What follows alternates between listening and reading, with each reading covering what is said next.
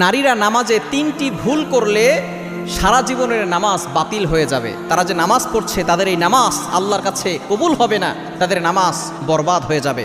আমরা আলহামদুলিল্লাহ অনেকেই নামাজ পড়ি, অনেক মা বোনেরা নামাজ পড়ে, কিন্তু তাদের এমন কিছু ভুল আছে যে ভুলের কারণে তাদের সারা জীবনের নামাজ বরবাদ হয়ে যাচ্ছে। তারা কষ্ট করে নামাজ পড়ছে, এই নামাজ আল্লাহর কাছে কবুল হচ্ছে না ৩টি ভুলের কারণে।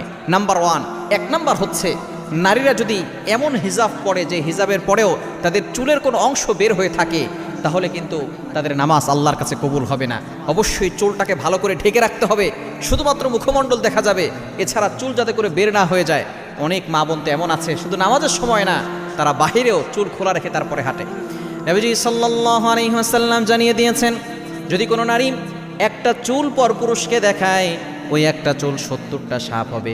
এক একটা সাপের মাথা হচ্ছে উটের মাথার মতো, এক একটা সাপের দেহ লম্বায় হবে সুপারি গাছের মতো, মোটায় হবে